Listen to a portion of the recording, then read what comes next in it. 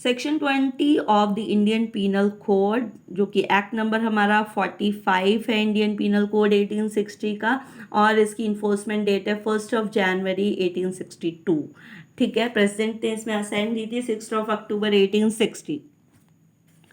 Section 20 हमारा ये कहता है कि court of justice, the word court of justice denote a जज who is empowered by law to act judiciary alone, or a body of judges which is empowered by law to act judiciary as a body when such judge or body of judge is acting judiciary। देखो word by word आप पढ़ोगे, आपको खुद जो है law आपको interpret करता जाएगा।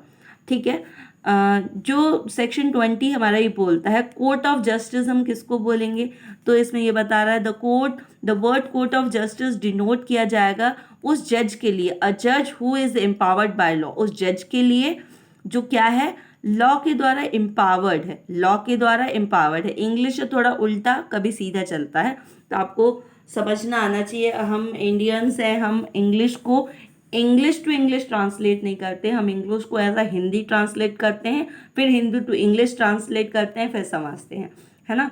तो कोई बात नहीं, जैसा भी समझते हैं अच्छा समझते हैं।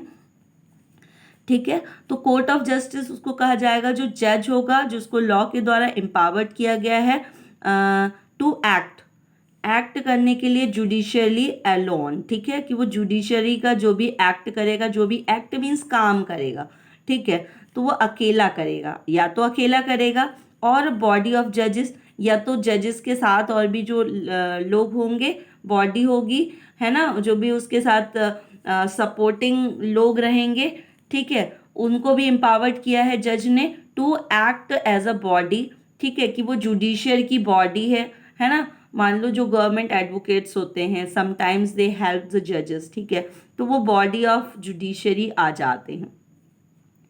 ठीक है, व्हेन सच जजेस और बॉडी ऑफ जजेस इज एक्टिंग जुडिशरी।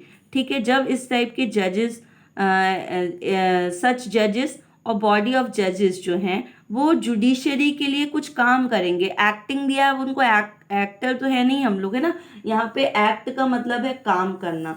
ठीक है, तो जब भी जुडिशरी के लिए ऐसे जजेस क्या है काम करेंगे, वो कोर्ट ऑफ जस्टिस कहलाएंगे।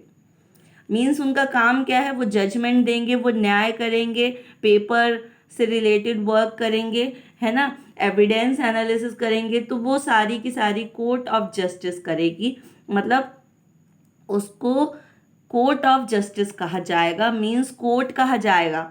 ठीक है, अब इसमें देखो कितना ब्रॉड सेंस में दिया हुआ है कोर्ट ऑफ जस्टिस, जबकि ये जनरल ये है कोर्ट के बारे में बता रहा है सेक्शन 20। इलिस्ट्रेशन दिया हुआ, a panchayat acting under the regulation act 7 1860 of the Madras code having a power to try and determine the suit is a court of justice. जहां भाई न्यायाधीश बैठ गया वही कोर्ट ऑफ जस्टिस हो गया। ये चीजें बहुत सारे उसमें बताई गई, लेकिन कौन से सेक्शन में डिस्क्राइब की गई हैं नहीं बताया जाता, नहीं पता होता ना, तो वो हमको सेक्शन 20 में बताया गया है। कुल मिला के ये सेक्शन ये कहना चाहता है कि कोई भी न्यायाधीश है, अगर वो न्याय करने के लिए किसी पेड़ के नीचे भी बैठ जाता है तो वो कोर्ट ऑफ जस्टिस बन जाएगा, भले ही उसके प्रेमिसेस ना बने हो, मीन्स ईंट की दीवारें ना हो, टाइल्स ना लगी हो, टेबल चेयर ना हो, कुछ भी ना हो, अगर वो जज वो व्यक्ति वहां न्याय कर रहा है तो that is the court of justice. ठीक है, that all about today sections. Next हम नेक्स्ट में पढ़ेंगे।